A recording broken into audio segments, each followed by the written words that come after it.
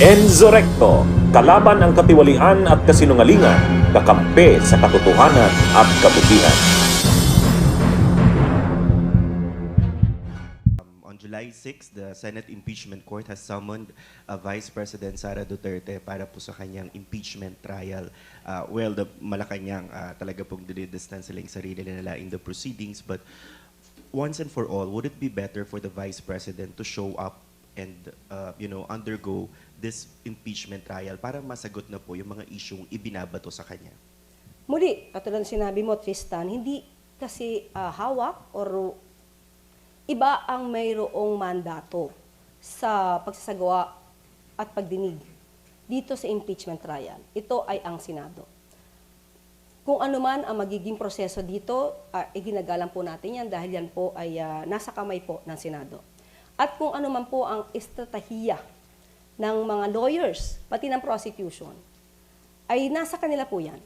Pero kung ang tanong mo ay ang opinion kung dapat na pumunta personal ang Vice Presidente, noon naman po niya sinabi na she wants bloodbath. At dito mapapakita ano ang kakayanan ng Vice Presidente upang sumagot sa mga katanungan or para harapin ang kanyang mga witnesses. Yung mga witnesses against her. Yung mga witnesses at mga testigo na maaaring magsabi ng mga statements na hindi papabor sa kanya. Yan naman po ay karapatan ng isang respondent, ng isang defendant, maski na ng isang akusado, na harapin personal ang kanyang mga testigo or mga testigo laban sa kanya.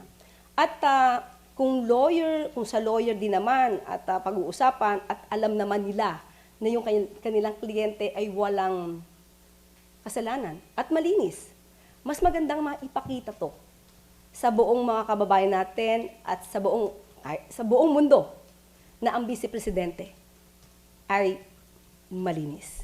Kung yan ang gusto nilang ipakita. Mas maganda pong gano'n.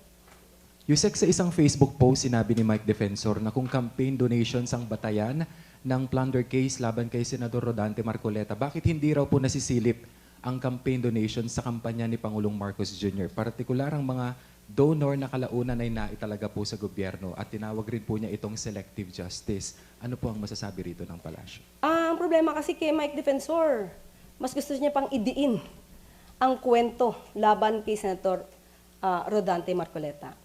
Unang-una po, naisip po ba niya na at the time nang tumakbo ang Pangulong Marcos Jr., siya ay pribado, private citizen. Iba naman po ang sitwasyon ni Senator Rodante Marcoleta. At that time, siya ay congressman.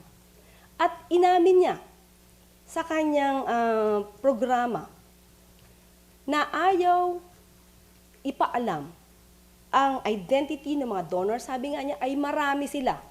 Kaya nga iniisip ko yung tatlo ba, ayun na ba yung marami? O baka meron pa, more than 3. At sinabi niya ay ibibigay namin sa ito at ito ay gawin mo na lang utang na loob. So magkaiba po ang sitwasyon at estado ng Pangulo at the time na tumakbo siya ay pribado at at the time Congressman Marcoleta ay isang congressman. Pangalawa, si Senator Rodante Marcoleta, hindi po niya dineclare ang sinasabing pondo. Ang 75 million pesos ay hindi po nakita sa SALN at hindi rin po nakita sa SOSE.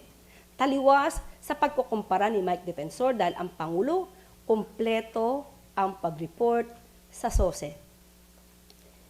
Kung hindi ito uminit at hindi ito na issue, yung 75 million ay hindi nyo makikita kung saang record. At pakitanong na rin po kay Mike Defensor, kung binayaran nga ba niya yung donor's tax, ang sabi niya ay oo, kailan niya ito binayaran? Binayaran ba niya to matapos na uminit na lang yung issue at nabanggit ang patungkol dito sa 75 million pesos?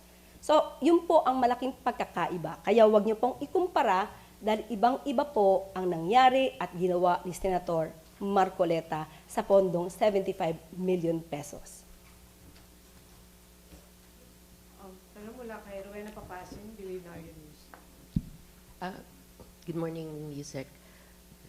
Follow-up question lang po kay Marcoleta kasi ang fears yata or concerns ng Iglesia ni Cristo is that hindi magiging impartial yung courts dun sa kaso ni Marcoleta. Ano pong sinasabi nila na Malacanang may be able to influence kung ano yung magiging desisyon ng korte? Ano pong masasabi niyo dito? Ipagpaumanhin, pero hindi ko pa po siya nadinig. Meron po bang ganong statement? Na magiging impartial ang korte dahil uutusan ng Malacanang? So ito po, niraise po nila mismo ito. Unang-una po, may separation of powers. Kung malakas po ang ebidensya ni Senator Marcoleta, kaya niya po itong panindigan. Walang pag-iimpluwensya, walang pambabraso, walang pang-pressure ang gagawin ng ehekutibo. Dahil ang ehekutibo at ang Pangulo ay ginagalang po ang desisyon ng korte. Huwag po nating bigyan agad na mali siya kung ano ang magiging desisyon ng korte. Dahil wala pa po sa puntong yun. Nandun pa lang po sa pag-submit or rather pag-file ng case sa Sandigan Bayan. So hindi po maganda na bigyan natin ng dungis ang ating mga korte, ang ating justice system. And one other question po, Yusek. Ano po ang reaction ng Malacanang na nung pumunta kayo, lumipad kayo, going to Vancouver, ay protesta yung iniwan nyo? Pagdating dito, may mga protesta pa rin. Ang Pangulo naman po, siguro lahat naman ng bansa at lahat naman ng mga leaders ay sanay sa protesta. Ang tanong na lang natin, yung kanila bang sinisigaw ay may katotohanan? Ang kanila bang sinisigaw ay mayroong basihan? Kung ang kanila bang isinisigaw ay talagang paninira lamang at walang ibang dahilan kung hindi ibaba ang bansang Pilipinas sa mata ng ibang bansa. Hindi ba dapat minamahal natin ang sarili nating bansa? Hindi sa pamamagitan ng pagprotesta ng walang basihan. Huwag nilang sirain ang sarili natin, bansa. Nadig natin kung ano sinisigaw nila kahapon. Kung meron po silang ebidensya, lahat ng sumisigaw dyan, lahat na nagpoprotesta, kung lahat kayo po ay may ebidensya, kayo po ay malayang pumunta sa Ombudsman, sa DOJ, magsampa na kayo ng kaso. Kaya sa ating palagay, although may freedom of expression, lahat ng kanilang sinasabi sa ngayon ay walang basihan, kundi puro ingay lamang. Bunyog, bunyog, halikan na kasama ka. Bunyog, kapag buklod ay may pag-asa. Luzon, Visayas, Mindanao, isa ang pananaw. Sa bagong Pilipinas ang bunyog isisigaw.